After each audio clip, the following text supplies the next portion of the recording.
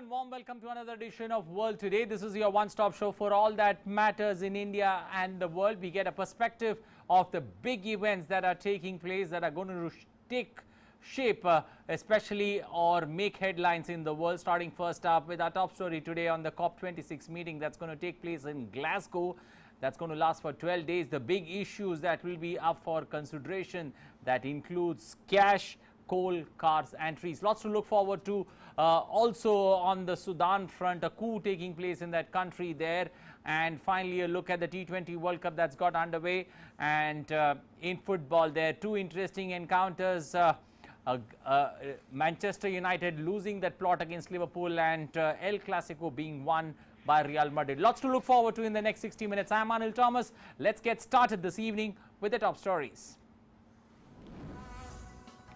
Glasgow all set to host the COP26 summit, where actions undertaken so far in meeting voluntary targets to reduce greenhouse emissions will be reviewed. This move is in line with the Paris Agreement of 2015.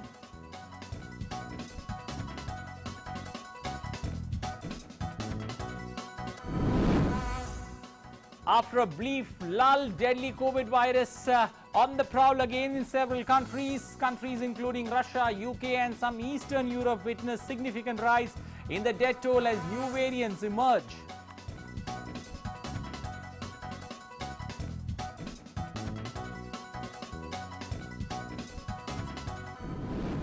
Sudan's military dissolved civilian rule, arrested political leaders and declared a state of emergency. Internet shutdown in the capital Khartoum. Angry crowds out in the streets.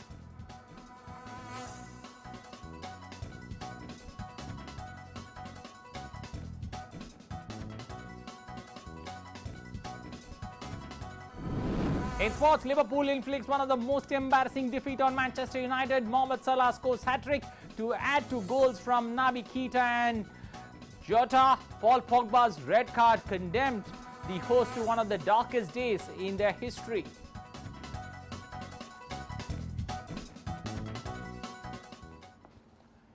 Lots to look forward to in the next 60 minutes. Let's begin with the big news.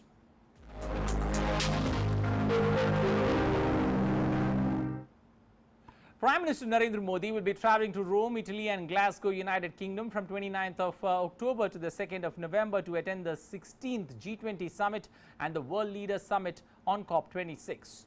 Prime Minister will be participating in the 16th G20 Summit in Rome from the 30th to the 31st of October at the invitation of the Prime Minister of Italy, Mario Draghi. He will then be attending the 8th G20 Summit. This will be the 8th G20 summit that the Prime Minister will be attending. The forthcoming summit under the Italian presidency is centered around the theme People, Planet, Prosperity. Prime Minister Modi will also hold several bilateral meetings, including with the Prime Minister of Italy, Mario Draghi. Later, Prime Minister Modi will also travel to Glasgow to attend the World Leaders Summit on COP26 at the invitation of the Prime Minister of UK, Boris Johnson. Prime Minister will hold numerous bilateral meetings on the sidelines of COP26, including with Boris Johnson. Well, let's now take a look at what COP26 summit in Glasgow is all about and what G20 summit has to offer in terms of mitigating the effects of climate change.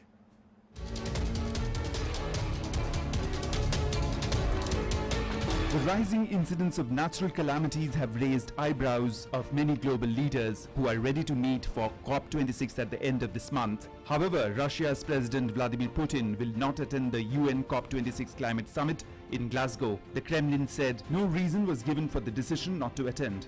But a Kremlin spokesperson said climate change was an important priority for Russia. COP26 takes place in Scotland's largest city from 31st October to 12th November. Climate change is embedded in India's development strategy, and India has been a front-runner in taking ambitious climate action. However, India has a large population that is vulnerable to the impact of climate change. Hence, adaptation is among the top priorities for India. India strongly believes that COP26 must initiate the process of setting the new collective long-term climate finance goal for post-2020. Meanwhile, a UN climate panel said in a landmark report in August that global warming is dangerously close to spiraling out of control, warning the world is already certain to face further climate disruptions for decades to come. And in the midst of all this, The COP26 conference in Glasgow aims to secure more ambitious climate action from the nearly 200 countries that signed the 2015 Paris Agreement and agreed to limit human-caused global warming to 1.5 degrees Celsius. And the United Nations Climate Summit will put Glasgow on the map. I appreciate there'll be some minor disruption for the city. I think that's a small price to pay for what I hope will be a meaningful conference and something that actually makes some material difference in addressing the challenges that we face in climate change. I think it's really, really weird actually, like thinking that they are coming here, like I can't even process it, but I think it is amazing that they are coming here and they'll get to see our culture and everything.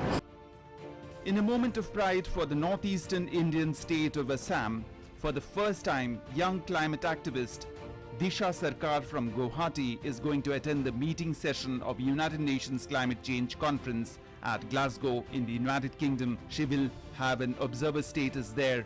Disha's primary role will be to negotiate and advocate for climate action with meaningful youth participation with the party delegates. She is presently involved as a resource person for UNESCO Association Assam with expertise in sustainable development goals and environment. I will be a forerunner and I will have lots of people whom I will motivate, and in the next few years I will see my immediate next generation, not next generation, my Gen Z, the ones we call. So I'll see them coming forward in the field of climate change. And this is a very crucial topic. We need to talk about it. And I believe that the more we create awareness, the more it will benefit. So in that case, I believe this little initiative will help in the overall impact. World leaders from more than 200 member countries will meet in Glasgow under United Nations Framework Convention on Climate Change to review the implementation of the convention and strengthen their commitments towards climate action. And preceding COP26 is the summit of the G20 leaders in Rome at the end of this month that will focus on the fight against climate change, the coronavirus, and the measures required for a global recovery after the pandemic. Italian Prime Minister Mario Draghi has said that without the involvement of the world's largest economies, the G20 nations will not be able to comply with the Paris Agreement and limit global warming. The Rome summit is seen as particularly important because it comes just before the United Nations COP26 climate change conference to be held in Glasgow, Scotland, where the position of the G20 nations will be critical. World Today Desk, DD India. Well, let's now try and understand what exactly is going to take place in the COP26 meetings. What are the key themes on which this particular COP26 is going to work around? Firstly, they are going to look at securing global net zero by mid-century and keep 1.5 degrees within reach. To accomplish this is not so simple. To accomplish this, countries will need to phase out coal, curtail deforestation, shift to electric vehicles and encourage investment in renewables. So it's not very easy as one looks at it. This can only be achieved by decisive, immediate action. That's the first point. Second, what could be the next theme that they could look at? Adapt to protecting communities and natural habitats by protecting and restoring ecosystems. We'll get into the details of this. Third, mobilize finance. That's very important because how do you mobilize finance? Developed nations must follow on their promise to mobilize $100 billion per year.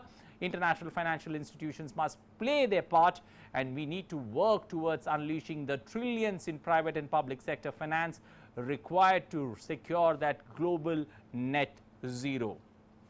Fourth, work together to deliver by finalizing the Paris Rule Book and also accelerating action between governments, businesses and civil society. This has been quite tricky, especially regarding Article 6, which aims to incentivize international cooperation and allow for flexibility in meeting country-level climate goals through a potential emissions trading system, which can hopefully lead a global coherent price system for carbon emissions. To limit these emissions, there is a big hope for price increases, but we currently only have a few market and tax systems and no coherent system. A global system is a key to this. Let's now try and understand securing global net zero by mid-century. How is that possible?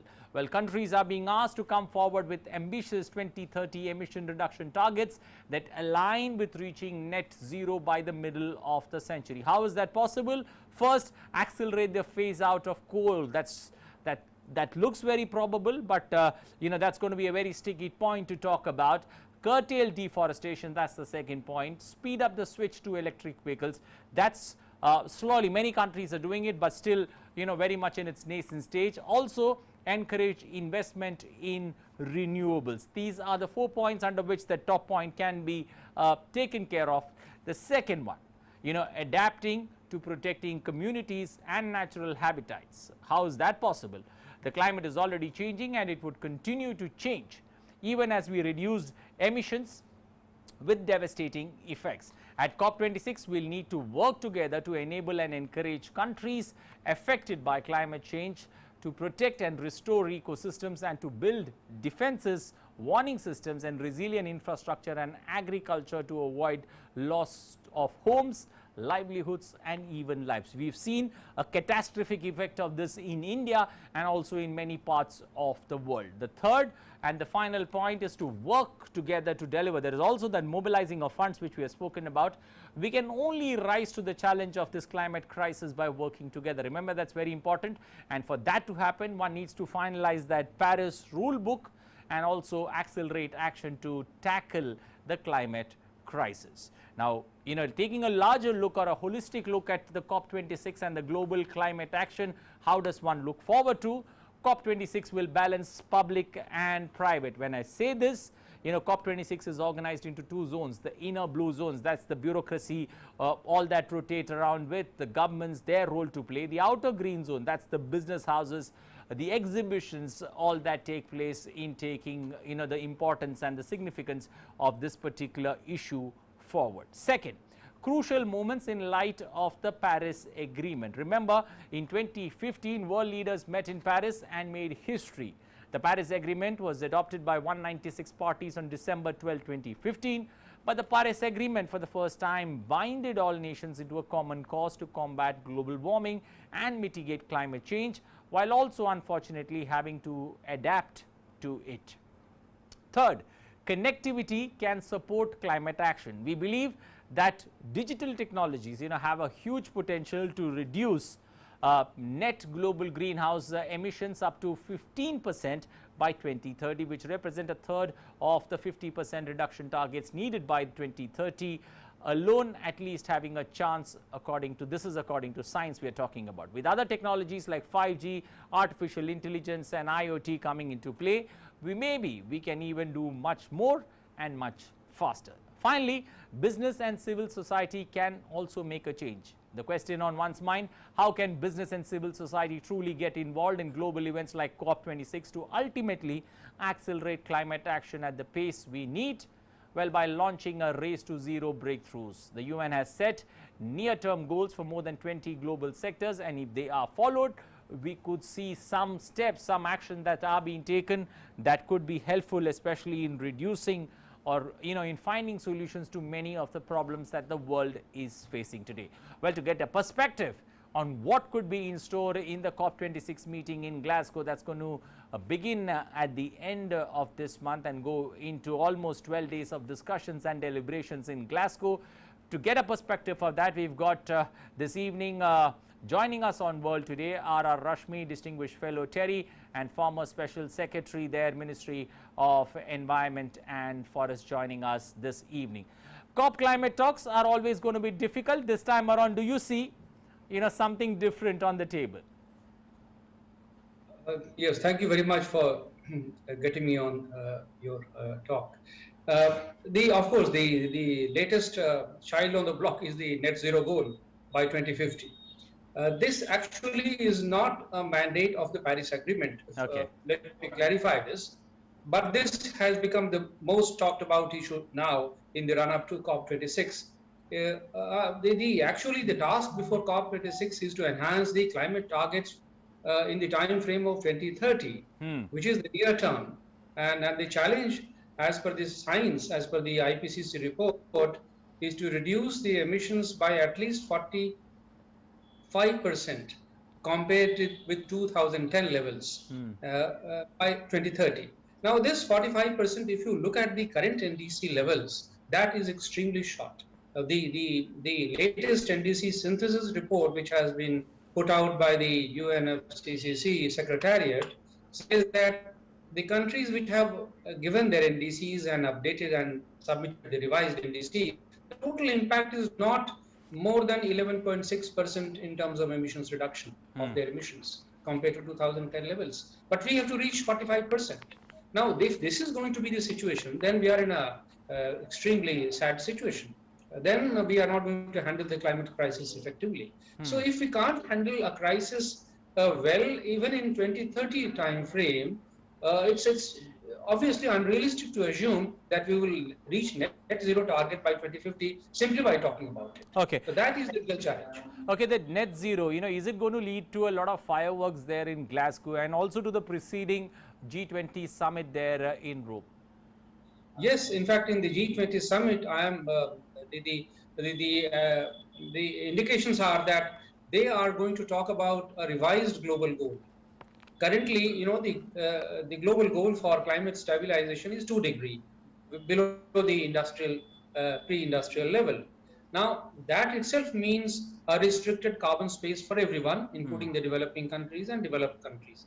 That carbon space is extremely limited for 2 degrees. Now, I am told that if the developed countries and the rest of the world insist on the target to be formalized at 1.5 degree below the pre-industrial level, it would further restrict the carbon space. Okay. And it's amazing to know that the current NDC is and the current rate of growth of emissions of all the world will leave just 55 gigatons of carbon space by 2030. Now, 55 gigatons is just 1 year's emission of the world. Now, in 1 year's emissions of the world by 2030, how do you expect the rest of the world to grow? Okay. And India, as a developing country, the rest of the developing countries, they have to grow. As you said, in your the initial figures you were showing, that the climate strategy of India is embedded in development, which means that the energy demand in India is going to grow by threefold or almost fourfold by 2050.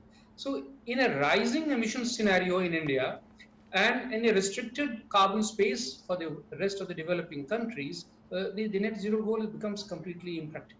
And 1.5 degree becomes a huge challenge for us to achieve unless the developed countries, which have a huge responsibility in terms of historical emissions, they raise their targets substantially. But I don't see that is happening at the moment.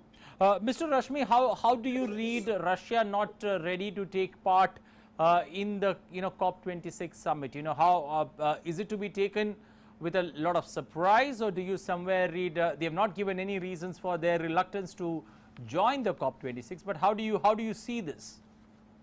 Well, there could be political reasons, but I certainly don't see this as only a climate issue. Okay. Russia's participation in COP26, it could be a political signal to the rest of the world.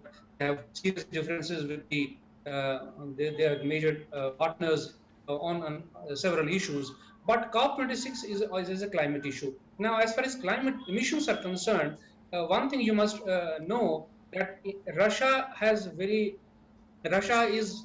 the emissions in Russia are not rising at the rate as the rest of the world. So Russia is more or less comfortable as far as its climate targets are concerned. It will be able to achieve its NDCs. But Russia has a different goal. It has a different challenge. It's one of the major sources of natural gas and energy in the European system. So it has several serious energy issues, and any net zero goal, if that is imposed on the world, it affects Russia very severely because it's a major energy supplier for the rest of the world. And a net zero goal means it has to stop its natural gas production, energy production, and this is a problem for Russia. So combined with other political problems that it has, it wants to send a political signal. Okay. Now looking at the way, more than a decade back, let's go back a decade back, looking at what's promised, pledged by 2020, every year $100 billion US. That's still not, an achievable target when one looks at purely from the, from the COP countries. Do you see, at least the first issue when it comes to, the key issue of cash, do you see that getting solved in this edition of COP26? Absolutely. In fact, the first issue will be that of the ambitious climate emission reduction targets for the developed world, which is not happening. which is consistent with net zero goal, which is being projected. The second issue is that of climate finance, which developing countries will certainly raise, because this $100 billion target every year, this itself has not been realized for the last 10 years. This was a green climate fund with a capital, with a corpus of $100 billion per year, if you remember, was promised in 2009 when Mr. Barack Obama was the president of the United States. And you'll be again surprised to know that against $100 billion promise, only actually $10 billion has been actually assured to the fund. And practically, in terms of cash, just about $3 billion has flown in so far in the last 10 years. So how do you expect this kind of treatment of the climate finance issue, the rest of the problems to solve? So certainly, developing countries will look at this as an issue of trust, a betrayal of trust, and the seriousness on the part of their partners in the developed world, that they must promise adequate financial support to the developing countries. Now, if you look at it, you also mentioned about investment. Sometimes climate finance and investment is actually mixed up and treated similarly, together. Of course, investment is extremely important, but what portion of investment will be treated as climate finance becomes the negotiating COPs. Because the climate negotiators look at climate finance as only the incremental cost of the mitigation, which could be 5%, 10%, 25%, not the whole flow, not the whole finance flow. So, but the developed world treats the entire climate finance, including aid, also as climate finance. The OECD countries claim that they have already given almost $80 billion in terms of in aid, private and public financial flows, including those from the bilateral and multilateral sources. But that is now not how the recipients look at it.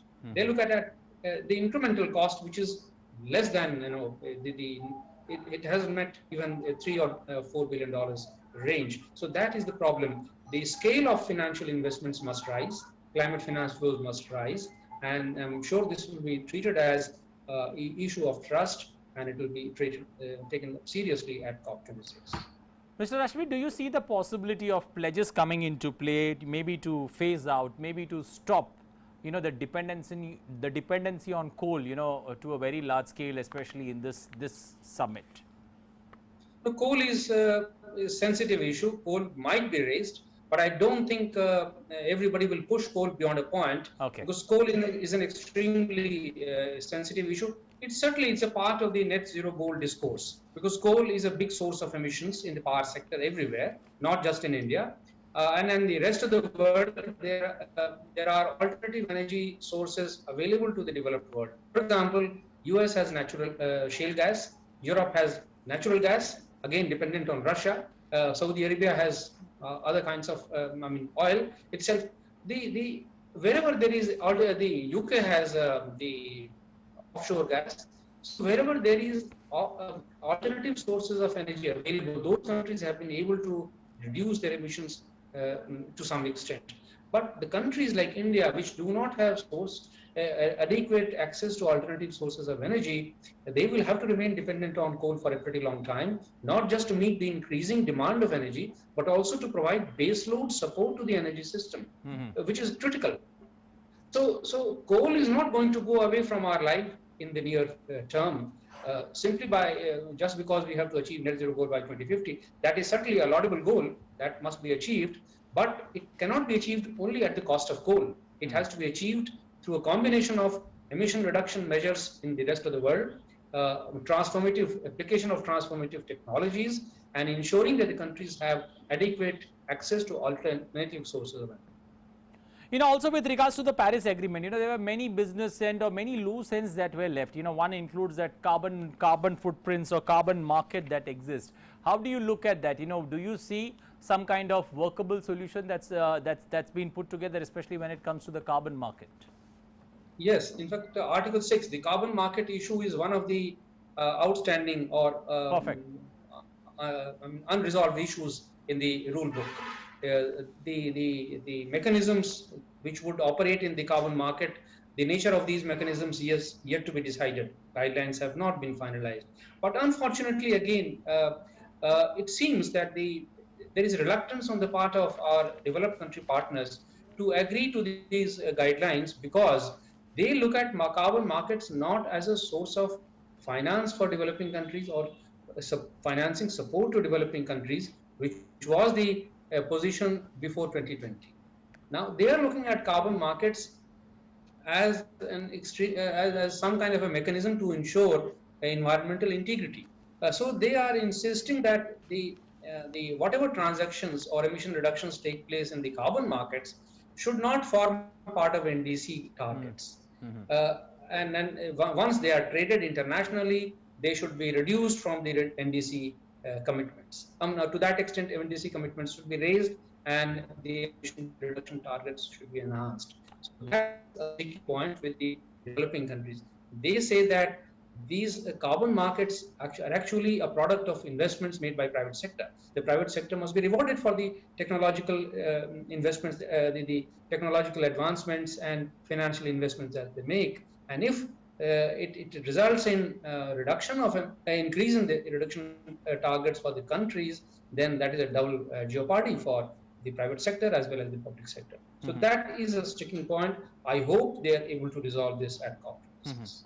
Mr. Rashmi, also when it comes to many a side deals that one could look at, or saving deals that one looks at when every time there is a COP meeting that the countries from world over gather to discuss climate.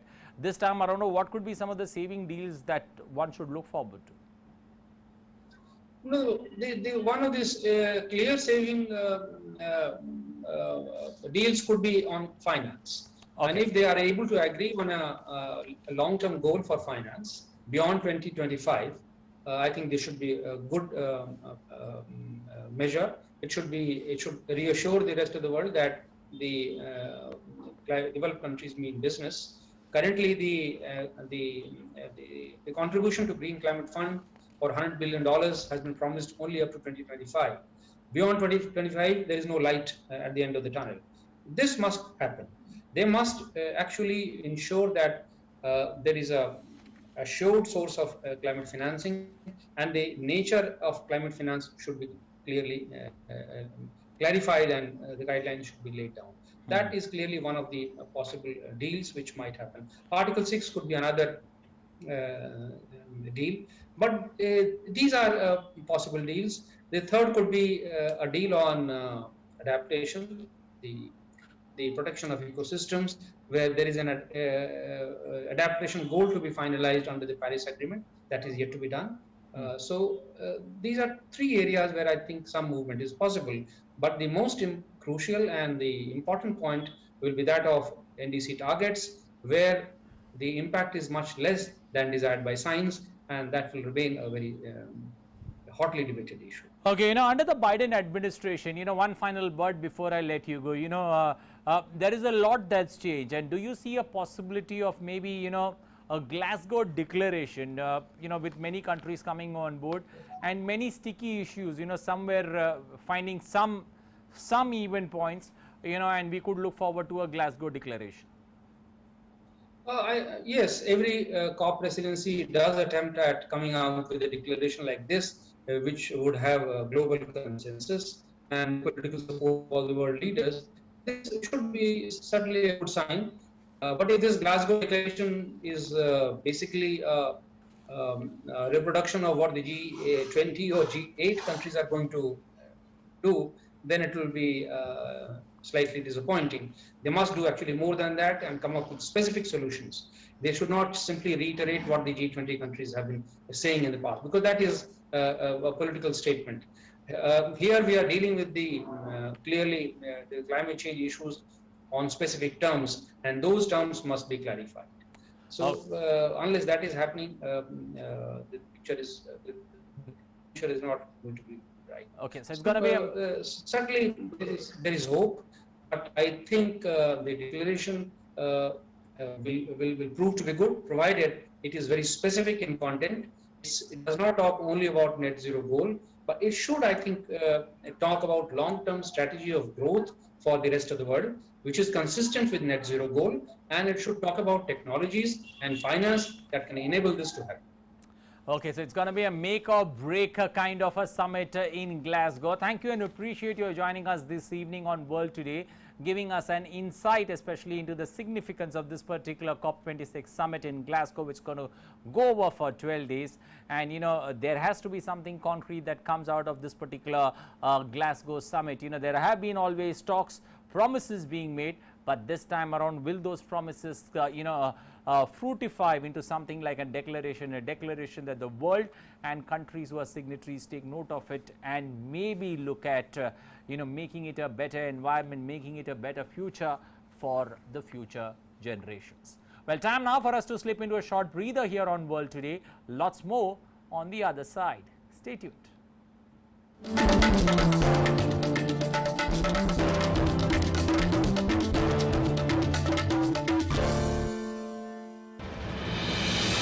With the world's largest COVID vaccination drive, India is leading the way.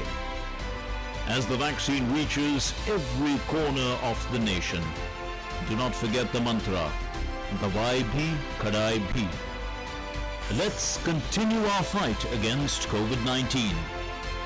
Vaccination along with social distancing, sanitization and masks. Mask up, India! Put your mask on and cover your nose and be safe. Mask up, India.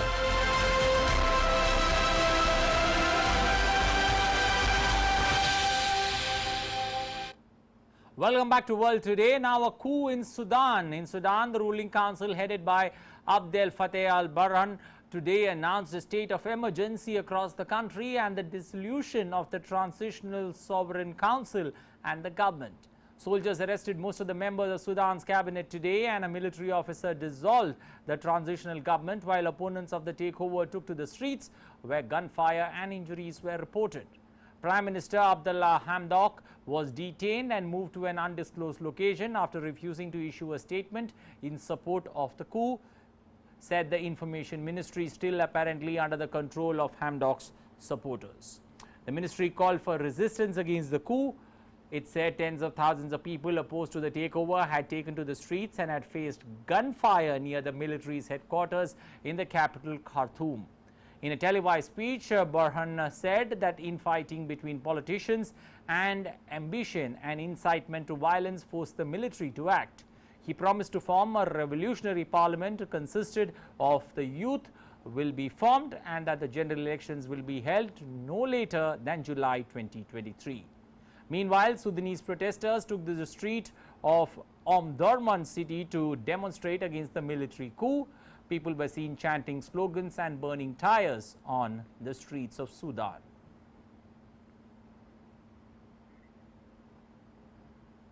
Uzbekistan, meanwhile, votes in a presidential election over the weekend. The incumbent president, Shavkat Mirziyoyev, faces no genuine opposition and is almost certain to win a second term. Mirziyoyev's predicted victory will allow him to deepen his largely successful reform campaign. He's likely to lead to Uzbekistan would further open up to foreign trade and investment, and the 64-year-old leader has rebuilt the resource-rich country's tie with both Russia and the West, which had become strained under his predecessor, Islam Karimov, Uzbekistan's first post-independence president. The four candidates running against Mirziyoyev have been nominated by parties which support the president. Mirziyoyev has pledged to cut poverty through rapid economic growth and gradually decentralize decision-making by devolving some powers to district councils. Polls' preliminary results are due on Monday. Mali's interim authorities will confirm a date for the post-coup elections after national reform consultations in December. A representative of a UN Security Council delegation told media after talks over the weekend on Sunday.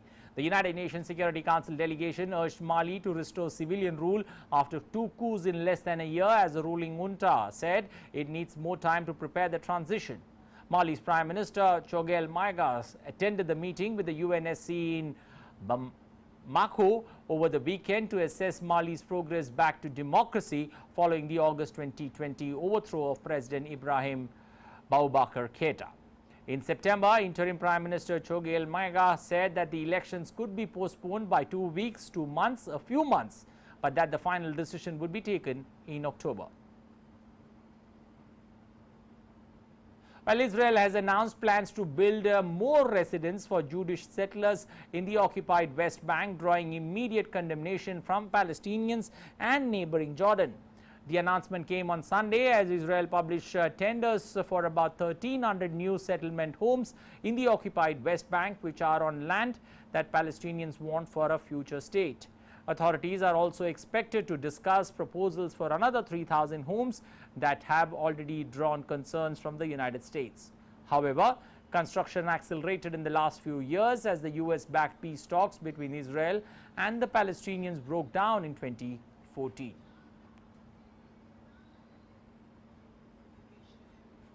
Well, after a brief lull, the deadly coronavirus is on its prowl again in several countries. Nations like Russia, United Kingdom, China and some Eastern European countries have witnessed significant rise in the death toll as new variants of COVID-19 emerge. First, let's take a look at COVID-19 figures from across the world. 24 crore 44 lakh cases of COVID-19 worldwide, 22 crores 14 lakh cases of recoveries, or people managing to beat the virus and survive. 49 lakh 63,000 cases of fatalities across the world. United States continues to remain the worst affected by the pandemic, both in terms of infections as well as fatalities. In terms of infections, over 4 crore 63 lakh. In terms of fatalities, the death toll now above 7 lakh 56,000 in United States of America.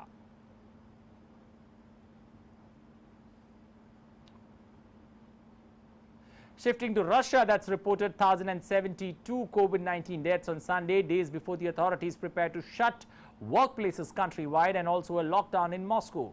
A total of 35,660 new cases were also reported, 5,279 of them in the Russian capital.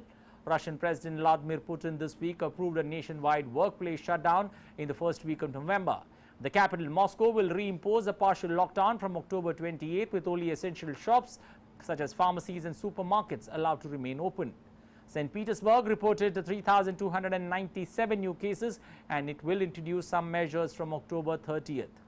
Despite developing its own COVID-19 vaccine early in the pandemic, Russia has vaccinated only about a third of its population. The vaccination in Russia is one of the lowest rates in Europe, with citizens citing distrust of the authorities and the new medical products. Last week, the big city also reported a sharp rise in COVID-19 infections. Local media has reported that an additional morgue had to be opened and the mayor's office was seeking to extend the territory of the local cemetery. Staying with COVID-19 and the cases rising, Britain's hospitals are already struggling to cope with an influx of patients ahead of an anticipated winter crisis. The country recorded the highest number of new cases of COVID-19 since July over the past week, a day after Prime Minister Boris Johnson played down the prospect of a return to lockdown. According to the medical experts, emergency departments were already struggling to cope, and there is not something that's coming in the next couple of months. Some 3,33,465 people in Britain tested positive for COVID-19 over the past 7 days, up 15% on the previous week and the highest total since the 7 days to July 21st. Death reports have also risen by 12% over the past week and the total since the start of the pandemic. New cases in Britain on Sunday stood at 39,962 and the total deaths so far now stand at 1,39,533, the second highest in Europe after Russia. Government health advisors said on Friday that preparation should be made for the possible reintroduction of measures to slow the spread of the disease. Johnson, however, said that he did not expect a return to lockdown. Meanwhile, Australian officials plan to roll out COVID-19 booster shots soon to prevent a resurgence of cases as residents in the two largest cities of Sydney and Melbourne began to enjoy more freedoms after month-long curbs. Australia has ditched its COVID-0 strategy in favor of suppressing the COVID-19 virus after largely stamping out infections for most of this year. Officials are gradually shifting their focus to booster shots as double-dose vaccination levels in Australia's adult population has nearly touched 75%. Almost 87% of the people above 16 years have received their first dose since the national rollout of COVID-19 vaccines began in February. New cases on Sunday stand at 2,232, increasing the total infections to 1,58,604. Victoria, meanwhile, the largest city there, recorded 1,935 new COVID-19 cases and 11 deaths on Sunday. As the state moves towards a vaccinated economy in which only fully inoculated people will be allowed into venues, a 90% rate is expected around November 24th. Meanwhile, Melbourne will see more curbs eased next week when Victoria State reaches an 80% full vaccination rate. Starting on 29th of October, when 80% of the people across Victoria are expected to be fully vaccinated, Victorian Premier Daniel Andrews said that Melbourne people will be free to travel throughout the state and masks will no longer be required outdoors. Australia no longer plans to rely on extended lockdowns to suppress the virus. Indonesia, meanwhile, gradually reopened parts of the country where COVID-19 vaccination rates are about 70%. President Joko Widodo, speaking at the Southeast Asian Business Forum on Monday, said Southeast Asia should start loosening travel restrictions, including vaccinated lanes for inoculated arrivals with negative COVID-19 tests. He further said that it was important the region reforms to prepare for future health crises.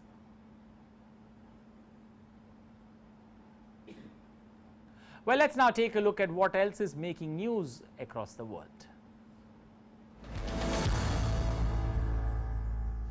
A powerful storm drenched wildfire-scarred Northern California on Sunday, triggering mudslides and downing electric lines, with winds blasting San Francisco as the bomb cyclone headed south.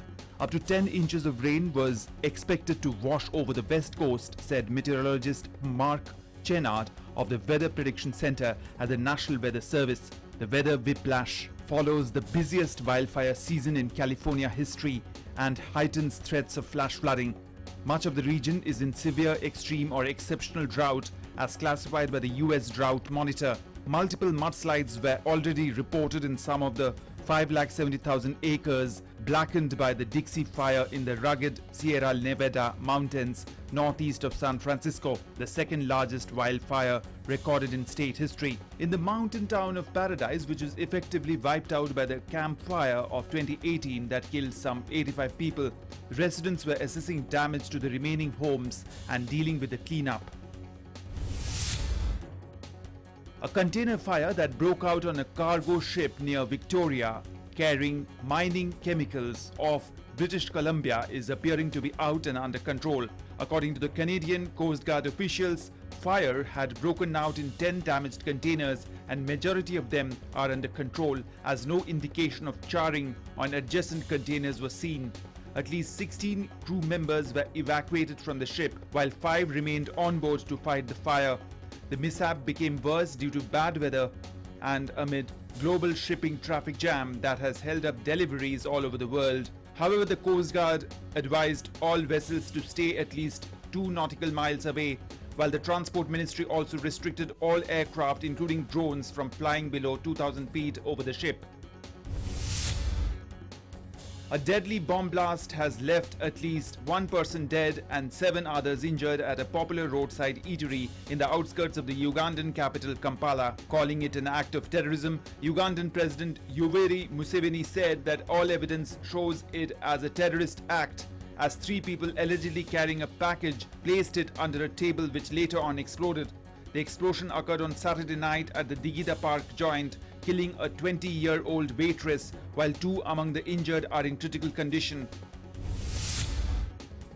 Former Georgian President Mikhail Saakashvili, who has been on a hunger strike in prison for nearly 3 weeks, has been consented to medical intervention. The 53-year-old leader was given a blood transfusion last week and is in stable condition, but vows to continue his protest. The politician had declared a hunger strike on 1st October and was arrested after returning to Georgia after living abroad for years. He is facing up to 6 years prison after being convicted of abuse of power and concealing evidence during his tenure. Meanwhile, hundreds of people from opposition party also staged a protest near the jail on Sunday, demanding the ex-president be moved to the hospital. In Spain, the volcanic lava continued erupting in the early hours of Sunday from a collapsed cone of La Cumbre Vieja on the Atlantic island of La Palma. The volcano started spewing lava and ash on 19 September.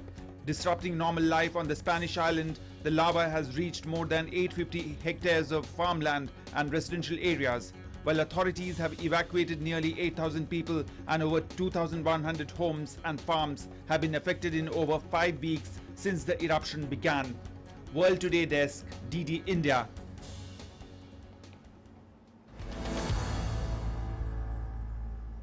Well, moving to sports, starting first up with the Icc World T20 in the opening fixture there in that particular group in the Super 12 fixture on Super Sunday. The brilliance of Charith Asalanka and Bhanuka Rajapakse helped Sri Lanka complete their highest successful run chase in T20 World Cups. Quick hits from Shakib Al Hasan and Saifuddin dented Sri Lanka's charge in the middle, but the two smartly young guns negated the pressure to stitch an 86-run stand, with a pair lacing 8 boundaries and 6 sixes to help Sri Lanka reach the target with 7 deliveries to spare. Bangladesh were soppy on the field and the bowling changes were poor, something that the two capitalized on largely. This was the start Sri Lanka were looking for, and they have got it with terrific batting from Charith Asalanka, who scored an 80, and Bhanuka Rajapakse, who scored a 53. Sri Lanka had defeated Bangladesh by 5 wickets in their first Super 12 fixture of the T20 World Cup in Sharjah.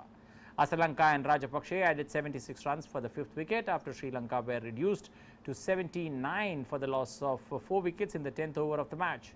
Earlier, Bangladesh put up 171 runs while batting first with the 50s from opener Mohammad Naeem and Mushfiqur Rahman, and they shared a 73-run partnership for the 3rd wicket. For Sri Lanka, Chamika Karunaratne, Binaru Fernando and Lahiru Fernando got 1 wicket apiece.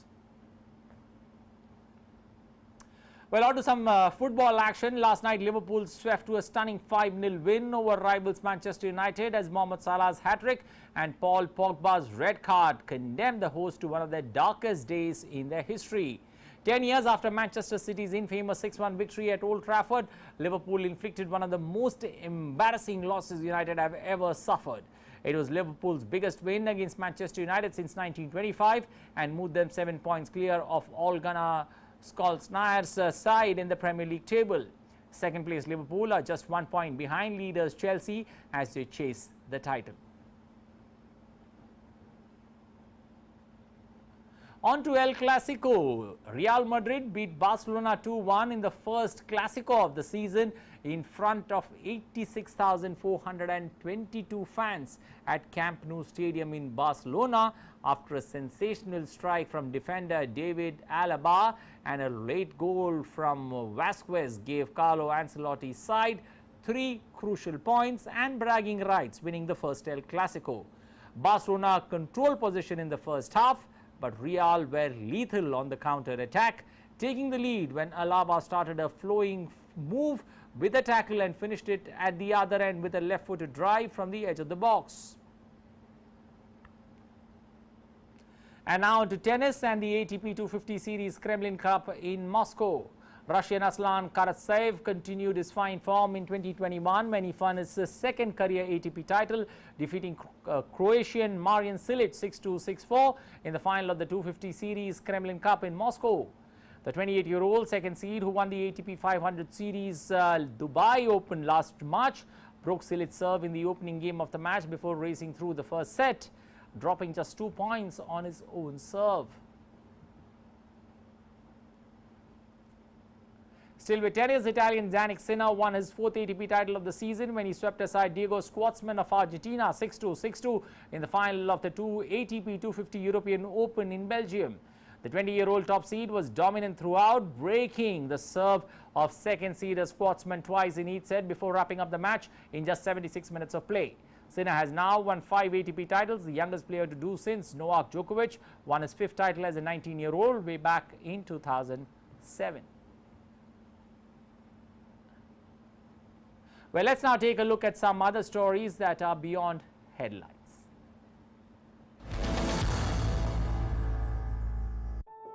MGM Resorts auctioned off 11 of its Picasso's paintings and works by the Spanish artist on Saturday in an effort to make its global art collection displayed in its casinos and hotels more diverse and inclusive. The auction was hosted in Las Vegas, fetched nearly $109 million. Moustaches and beard in all sizes and shapes could be seen at the annual beard competition in the South Bavarian town of Ejing. Around 100 proud beard wearers came together for the Beard Olympics and German Beard Championships to compete with each other in categories Moustache Dali, Whiskers Freestyle or Full Beard Natural with styled upper lip. Once well styled, it was then up to the jury of hairdressers and barbers to present their moustaches and beards so they could finally crown the champions of the year. A group of recyclers in the Philippines are trying to tackle the country's soaring plastic water crisis by turning bottles, single-use sachets and snack food into more useful materials. The plastic flamingo, or the plough as they commonly known as, collect the waste and shred it and then mold it into posts and planks called eco-lumber that can be used for fencing, decking or even to make disaster relief shelters. Central Madrid rang to the sound of sheep bells on Sunday as shepherds guided their flocks to the hearts of the Spanish capital following ancient migration routes. Locals lined up to the route to welcome back the traditional spectacle which was cancelled last year because of the COVID-19 pandemic. The event, which started in 1994, allows shepherds to exercise their right to use traditional routes to migrate their livestock from northern Spain to more southerly pastures for winter grazing. New York dogs got into the spooky spirit with the 31st annual Tompkins Square Halloween Dog Parade. Hundreds of pups and their owners donned costumes ranging from Spider-Man to the Pope and paraded before thousands of spectators. The event started more than 3 decades ago as a fundraiser for the Tompkins Square Dog Run. At the top of Egypt's vast Giza Plateau, a hyper-realistic artificial intelligence robo-artist is exhibiting her sculpture against the backdrop of the country's framed pyramids, the last remaining wonder of the ancient world. Draped in a patterned orange dress and silk green scarf, AI Da is said to be the world's first AI robo to create art similar to that of humans. AI Da's creative artwork is a 2.5-meter-long clay-made sculpture based on the riddle of the Sphinx. The humanoid's creation reinvents herself with 3 robotic legs lying sideways inside a large metal and glass sarcophagus. The persistent drought that has affected Chile in recent years has not prevented large strips of the northern Atacama Desert, the driest in the world, from filling with colorful flowers in recent weeks. The breathtaking views of the so-called flower desert attract locals and foreign visitors each spring when the intermittent natural phenomena, which depends on the amount of water that falls during the southern winter, occurs. World Today Desk, DD India. Well, time now to take a jog down memory lane and take a look at all the important events that took place on this very day in history.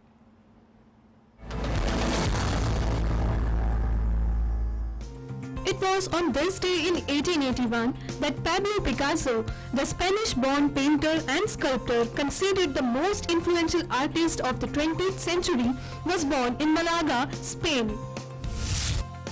It was on this day in 1976 that the Queen of Britain officially opened the National Theatre of the South Bank in London after years of delay.